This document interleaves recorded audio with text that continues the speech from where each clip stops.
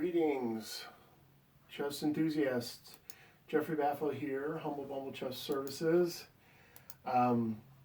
If you remember, I had said that we were shutting down the business of Humble Bumble. Technically, I've shut it down, but I'm still going to be doing videos and things like that. And of course, if the pandemic ever eases up restrictions, Humble Bumble may like a phoenix rise from the ashes and become a viable business again. But in any case, I'm not going to stop my educational videos. So here we go. This one is about technique in chess. And technique is kind of a mysterious subject, especially to amateurs who are learning the game and wanting to improve. A lot of times you're going to get a task shown to you, win material, checkmate, create a pin, intensify a pin, back rank make, blah, blah, blah, blah. 1,001 tasks are presented to you, and most of us can grasp those tasks and apply our knowledge in analogous positions in a game. And then what happens is we still have to win that game.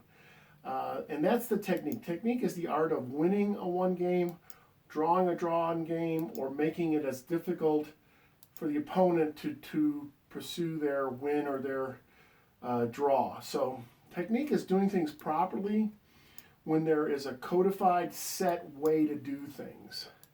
And the problem is technique is not simply just pawn, rule the square.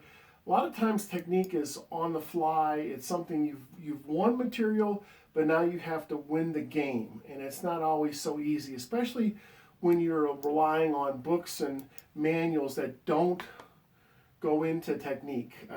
Today's example is from a very good book, Sharpen Your Chess Tactics. It's from probably the late 1990s, early 2000s. Let's see here. 1996. And it's by Anatoly Line and Boris Archangelski.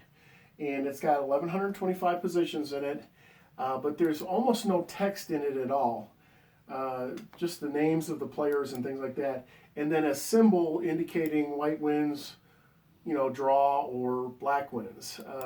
So that leaves a lot of the technique not said and not presented in the lesson. So here we have a position, and I apologize because as you can see, the notation here is backwards. So the brown pieces represent the black pieces, and then the yellow pieces represent the white pieces.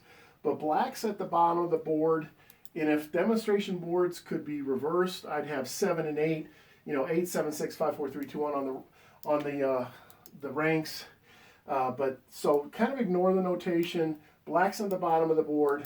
His pawns are going that way. White is going that way. Okay, so it's black's move, and the book itself just ends with one move. So in other words, it says queen takes e5, and then it gives the minus plus, which means black wins. Okay, so for masters, international masters, grandmasters, that may be true, but for the bulk of players, which is masters and below, or below masters, and even some masters might struggle with this. That's 80% of competitive players who are going to have trouble with this, but they stop. There's like a you win material because of the pin. The rook is pinning this pawn, so you win the rook, and that's where that ends. Okay, well, there's a lot of technique here that the average player is not going to look at. They're not going to get instruction in, and when this kind of situation comes up in a game, they may struggle. They may even not win the game or even lose the game. So does black have a winning position? Well, when I put this on an engine, granted it's not a super strong engine, but an engine shows it's a less than 3/4 of a pawn advantage for black. So about half a pawn. So when a human being looks at this, they're like, wow, I just snatched a whole rook. I got to be winning easily. And technique will show you, if you slow down and you analyze this in a technical way, you're going to see that things are not so easy. Yes, you are winning if you play well, and you have to play pretty surprisingly precisely to bring home the point.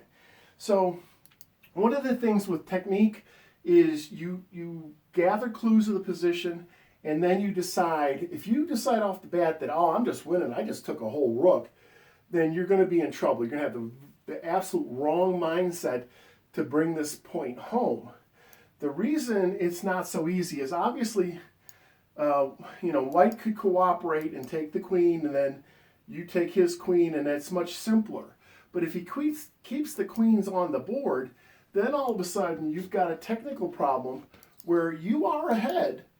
In a probably you're winning, but it's not easy in any stretch of the imagination, at least not for a submaster player.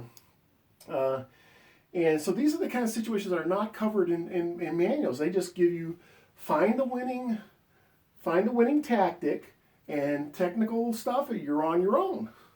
So one of the things that you can, and I'm not going to go into a comprehensive technical analysis of how to win this game, but the bottom line is you are the exchange up. You're going to lose this B pawn because of the pieces all piling up. This rook's going to come over here. You're going to lose this pawn, so you're going to have a slight material advantage, and you're going to have to know how to bring the point home. So he's relieved the pin by moving here. You have to do something with your queen. So you have to figure out the best square. Well, you could easily do something incorrect, like something down here like that, where you have to know what the right square is, because you're losing this pawn, and once the pawn is lost, you still have to have a way to win the game. And the way to win the game with rooks is to open up files. There are no open files right now. There are half open files, but no open files. So you would have to look and see that your correct procedure, in a lot of work involved, is to open up a file somewhere around in this area here. And the correct way to do that is to go, white's move, he's probably going to pile up on this pawn.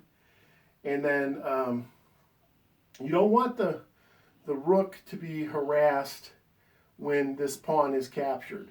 So you could put it here. You want to put it on a safe square so that once he goes ahead and he cashes in, wins that pawn, now your counterplay is going to go.